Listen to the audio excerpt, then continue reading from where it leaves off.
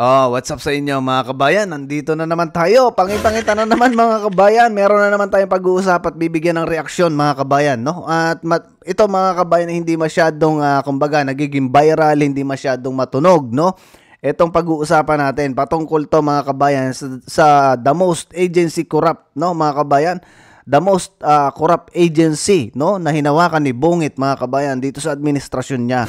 Yan yung ating pag-uusapan mga kabayan at syempre, alam nyo naman mga kabayan, dating gawin, no? Kung bago ka pa lang dito sa ating channel, ngayon mo lang ako napanood, inaanyayahan kita na mag-subscribe. At sa mga bagong subscribers natin mga kabayan, maraming salamat sa inyo, no? Sa mga nagla-like at nag-share. Maraming salamat sa inyo mga kabayan. At ito, no, may good news mga kabayan ang sinasabi na to ni Atty. Claire.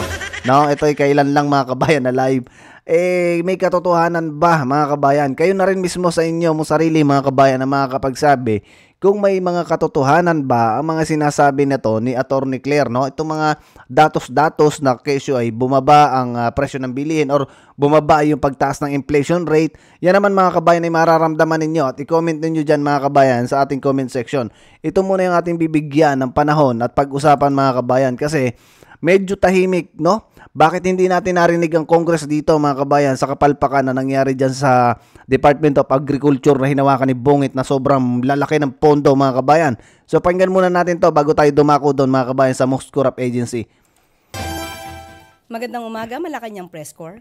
At welcome sa ating press briefing ngayong araw, Yan. March 5. Magandang balita. Inulat ng Philippine Statistics Authority na bumagal sa 2.1% ang inflation rate o ang pagtaas ng presyo ng mga produkto at serbisyo sa bansa nitong Pebrero mula sa 2.9% noong Enero. Ito na ang pinakamababang antas na naiulat simula noong Setyembre 2024. Mga kabayan, dun sa mga nagtatanong din sa atin, no, pag minsan, ito kasi mga kabayan, itong sinasabi niya na bumagal, no, yung pagtaas na inflation rate, hindi ibig sabihin nito mga kabayan ay bumaba na yung mga bilihin, ano.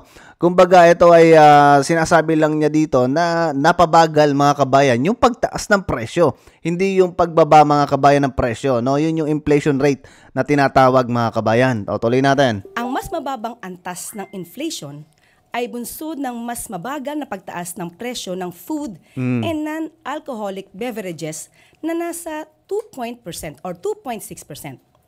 Ang pagbagal naman ng presyo nito ay dahil sa mas mabagal na pagtaas ng presyo ng gulay at iba pang produkto. Ito yung masaklap mga kabayan, no. Bumababa yung presyo ng gulay mga kabayan.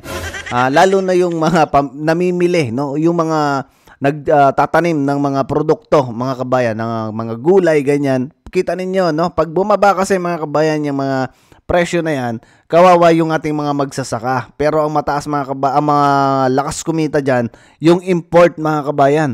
Yun yung mas malakas ang kumikita, kaya kawawa talaga yung mga agriculture, yung kinabubuhay mga kabayan.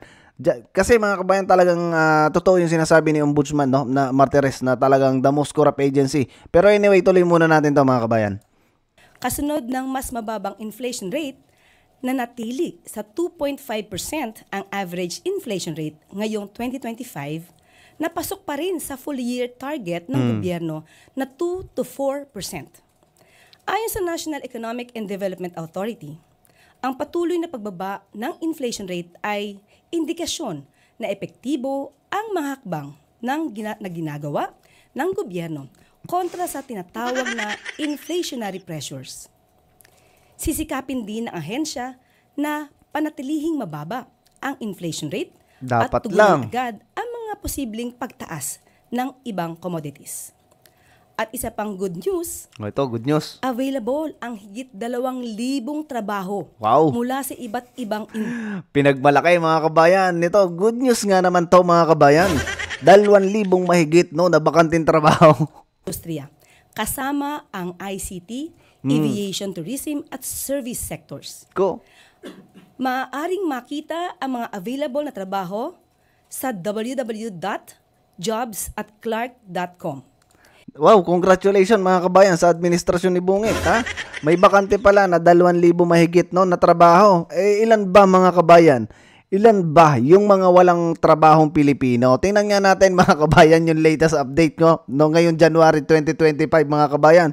Kung gaano karaming Pilipino ang walang trabaho, no? Hindi pa to mga kabayan kasama siguro dito yung mga talagang kumbaga walang pinag-aralan, yung hindi nakagraduate mga kabayan kasi alam niyo naman sa Pilipinas, napakataas ng standard pero napakaliit ng sweldo.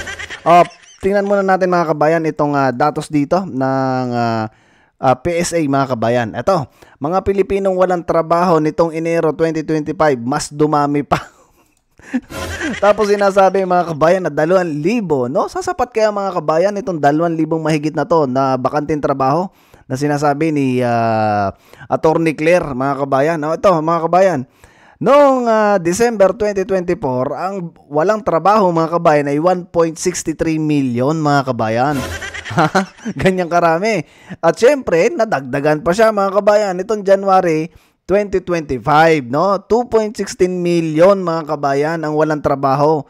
Tapos ang bakanting trabaho lang mga kabayan ngayon na available at pinagmamalaking good news, no, ng administrasyon ni Bungit ay 2,000 lang mahigit mga kabayan.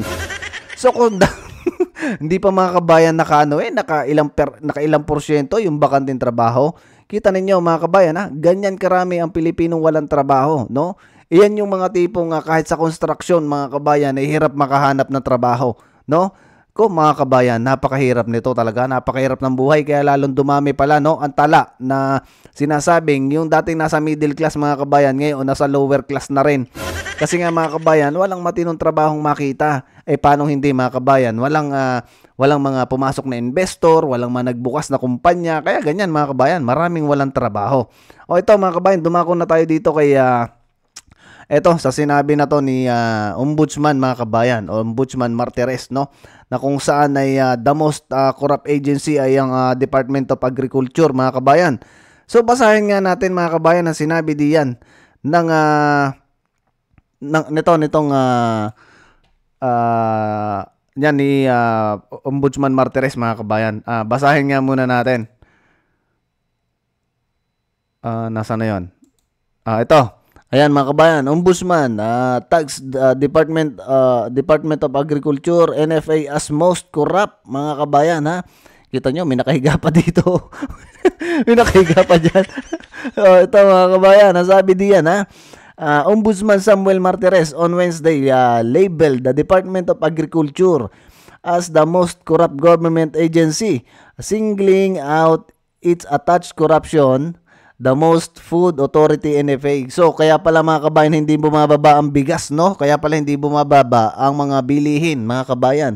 Dahil dito sa kakorupsyonan, mga kabayan, ng hinawakan departamento ni Bungit, mga kabayan.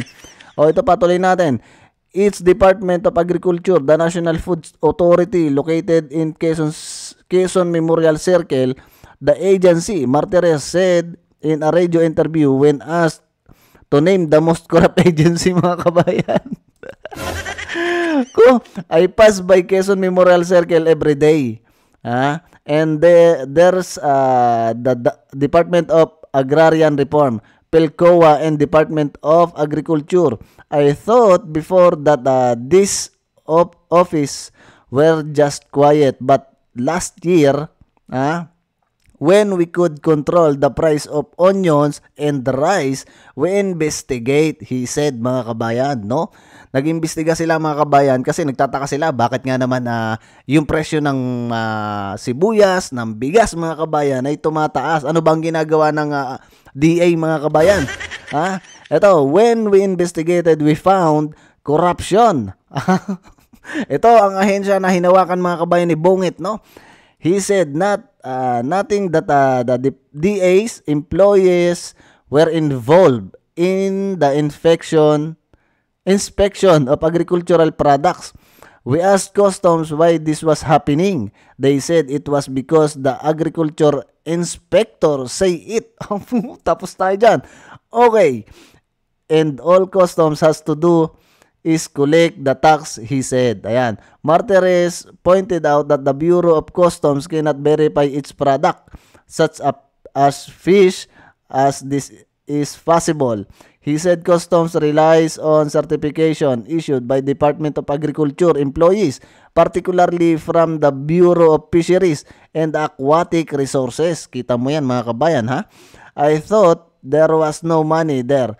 But now I'm saying this for the first time over the radio. I told the lawmakers to consider repealing or amending the rice tariffication law. Martires said mga kabayan. So ibig sabihin no, ay talagang matindi mga kabayan ang korupsyon no na nangyari diyan sa Department of Agriculture. Kaya pala mga kabayan hindi bumababa no eto mga presyo ng bilihin pagdating diyan sa agrikultura mga kabayan. Ko ay natapos na. Ano ba ang ginawa dito mga kabayan ni Bungit? Ano, COA, kamusta na kayo? So ito mga kabayan, pakinggan naman natin no itong si Attorney Topacio kasi ito ay meron ding nabanggit mga kabayan. Patungkol naman dyan din sa korupsyon na yan mga kabayan. Naku, napakatindi na ng korupsyon na gaganap talaga no? Sa pamumuno ni Bungit. Grabe. O, pakinggan muna natin to mga kabayan. Ha? Kung hindi totoo to, batukan nyo ko. O, yan. Eto. Sa Department of Agriculture, COA Audit Report 2023, ha? Sinasabi dito that for 2022, nung si Pangulong Marcos ang concurrent na kalihim ng Department of Agriculture, di ba? Siya muna ang nag-Department of Agriculture. Meron siya ritong mga disallowance and suspension. Yan. Okay, in fairness to President Marcos, eto uulitin ko, hindi porket dinisallow ng COA at sinuspend yung payment ay ito ay may hindi na tama. Preliminary pa lang to. Kaya iyan ang paulit-ulit nating sinasabi doon sa kaso ni Vice President Duterte. Yun din ang sasabihin natin kay President Marcos. Pero ito mga kabayan, no, dahil sa kabayas, no, dahil sa sobrang bias mga kabayan ng mga nandyan sa Congress, no, hindi nila ito inimbestigahan, hindi na rin nila natanong to. Ay, mga kabayan, bilyon ang pondo no ng Office of the President mga kabayan. Pero ang inimbestigahan lang nila yung 125 million. Ito mga kabayan, may disallowance din pala to. Hindi porket may disallowance ay mali. Pero meron ding sinasabi. The Kaya fact nga remains, mayroong disallowance. Ayun. Yan. Subject to final report ba ito? Okay. Ang disallowance and suspension ng Department of Agriculture noong si Pangulong Marcos ay kalihim ay, hold your breath, 2.176 billion. Tragis mga kabayan, napakalaki. 2.61 billion mga kabayan ang na-disallowance. Okay. Oh my God. Ngayon, ito, meron pa, bukod doon ay 1.521 billion. Grabe, puro bilyon mga kabayan. Settled suspension, disallowances, and charges. Then, may ibig sabihin yan ay may 655 million na unsettled na suspension. Okay. At ang total unsettled ng DA sa ngayon, sa oras na ito, ay 7.357 billion.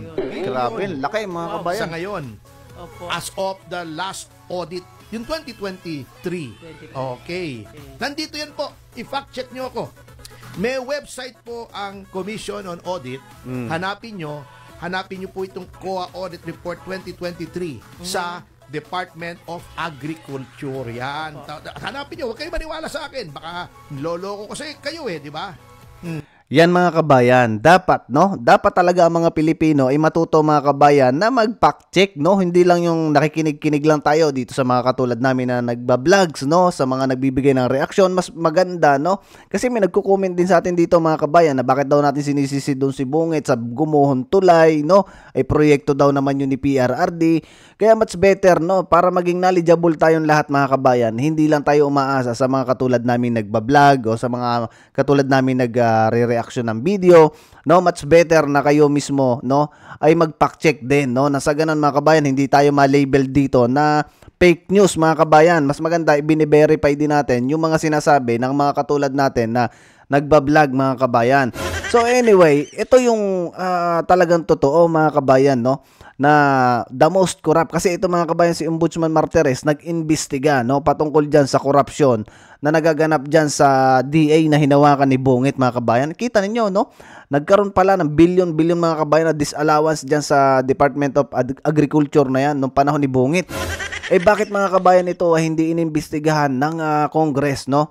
Bakit ang inimbestigahan lang nila mga kabayan ay yung Office of the Vice President, no? Yung tinatawag nilang confidential funds mga kabayan na 125 million compare dito mga kabayan sa billion mga kabayan na disallowance.